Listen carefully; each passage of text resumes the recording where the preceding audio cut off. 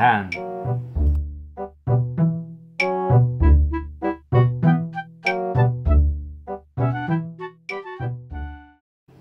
Well, I want to tell you all the things I give to this figure and the things I learned. If you notice the pick, it's a few things around. On other figures, I've done the double illumination, but not so aggressively like here. If you go to up, down, the armor has left of the armor has a light, and in the center another light. The stick,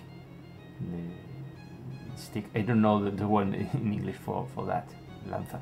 The stick also has double illumination, one side and the other, and a third illumination that you can't see in the pic. When you go in the streets or in the forest, you see that almost everything has double illumination because of the trees, the 2 or 3 or more sun light, and the sunset of the sun is going for the mountains, and it reflects things, and it gives normally it gives 2 or more sources of illumination. Like in photography, when you see a photograph, it has that double 2D illumination that I wanted to give to the figure.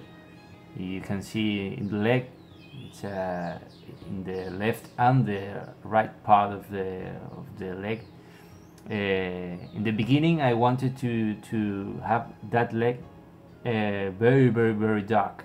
If you see, it's more dark. It's darker than the other one, but that light, that edge light, I don't plan it, but then I paint it, and it's like that.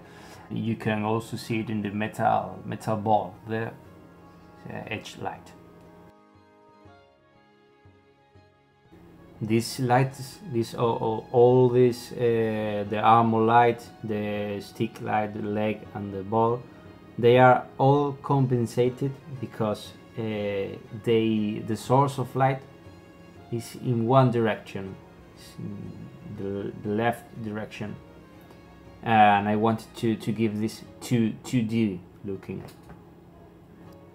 Also, the best way to see this figure is in real life, but most of you have to see it in pics, and I wanted to give this a lot of importance.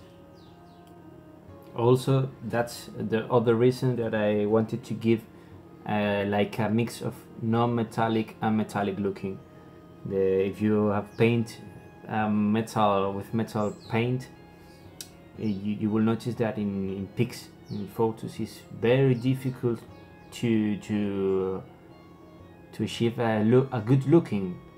So a lot of reflections here and there, and I'm a painter that I want to direct the viewers what I want.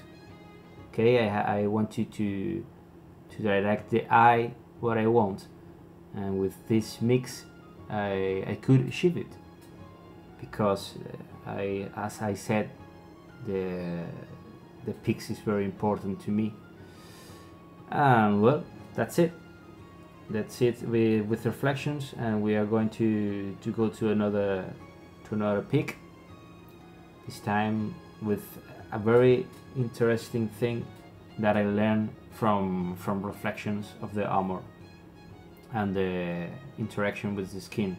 Also, not only the armor, if you put your hand below your arm, it's like it has a shine. It's shine in your arm because all the sun of the light reflects in the objects. Normally in more lighter than darker objects. Okay, let's move to another pic. Okay, here's the pic. It's a thing that is has a very difficult to me to photograph, because in hand you see it very well, but in pics it's real difficult. But you can see here in the inside of the arms, you see the light, the reflection of the armor. As I said, the sun projects the light in the object, in this case the armor, and the armor projects that light in other objects that's nearby, like the arms. These little details seems to be a bit silly, but I love it. It gives realism to the figure. It's when you have it in hand, it's like a surprise to see this. It's like I'm trying to achieve a bit of hyper-realism in all the figures I'm painting now. This is the way I've done it.